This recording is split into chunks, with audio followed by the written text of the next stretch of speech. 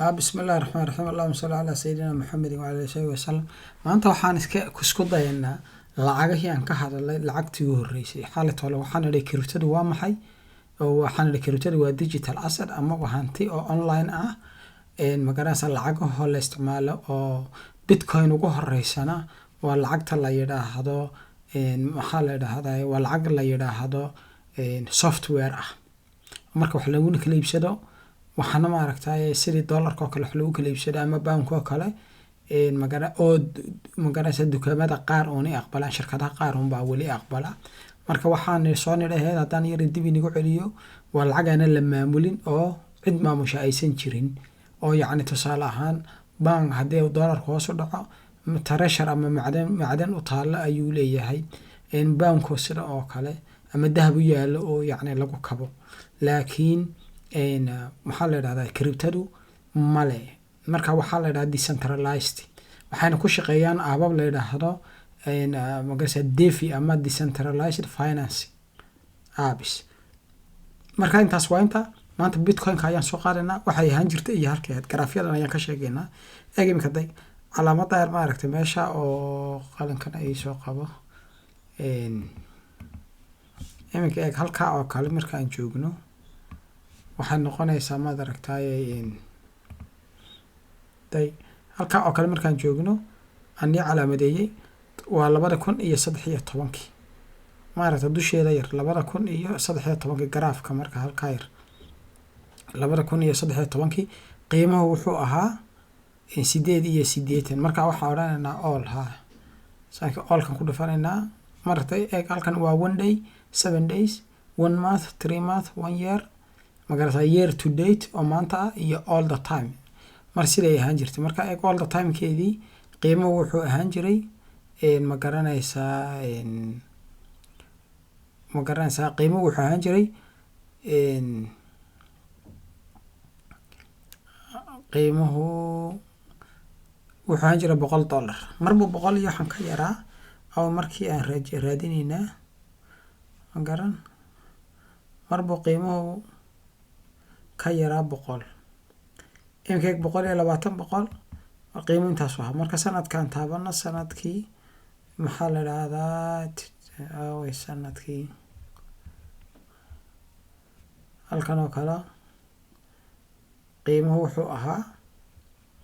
2014 oo kale tusaale ahaan hadaan soo qaato muxuu ahaa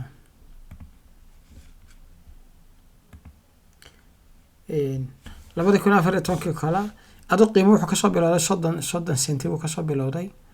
ma wuxuuna ahaa xilliyadan imika halkan 2013 $111 waa idinka arkaya saasu garaafku soo socday 174 saasu dhulka isagoo yaala 600 oo iyo qiimuhu maraya waa idinka arkaya magaraysa 2014 saasu bay soo socotay 600 sidaa bay soo socotay ilaa iyo inta ay ka gaadhaysay halkan ugu sareyso halkan waxay gaadhay 17 marka 2017 waxay gaadhay 16 iyo ma garanaysaa 19 bay actually gaadhay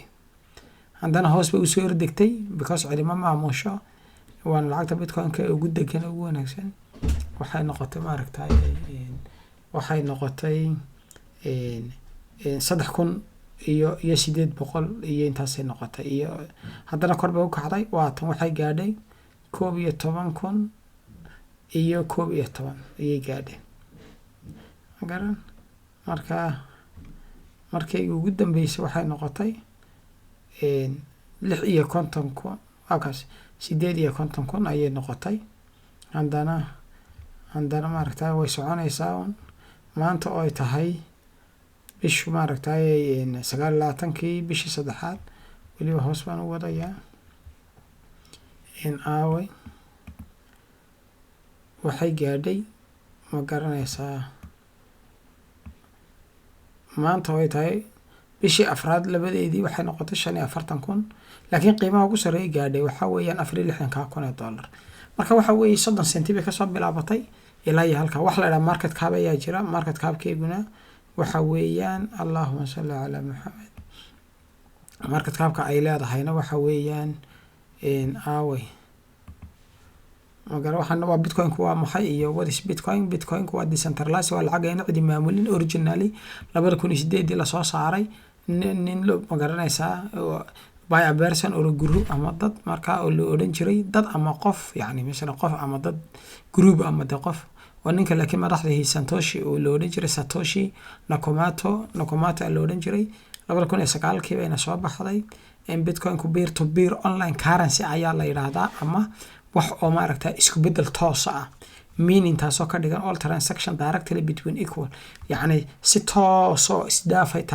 transactionadu u dhacaan ama lacagta marka la isweydaarsanay waxbaad iibsanaysaa toos buu waxaad iibsatay ku soo galaya.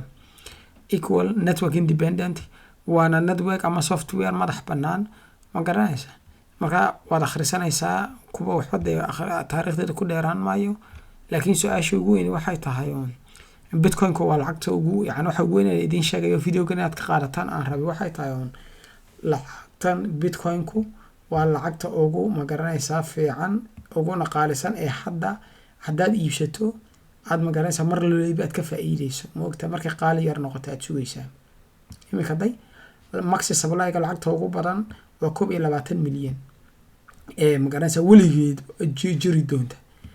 total supply-guna was imika ee suuqa ku jirta waxa weeyaan total supply-guna waa 19 milyan 447,770. market cap-ka circulating supply-gu waa inta, marka inta imika suuqa ku jirta waa inta 19 milyan 444,770 ayaa suuqa ku jirta.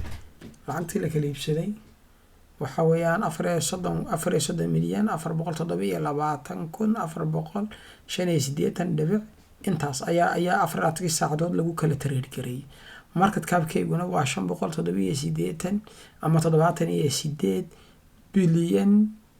ma garanaysaa 966,867 ma garanaysaa 686. marka intaas waa bitcoin ka. marka lacagta ugu degan ee la iibsaday waa bitcoin ka. intaasaan video kusoo gabagabeynayna. haddii aad iibsanaysid waxaad ka iibsataa ugu fiican Binance website-ka la yiraahdo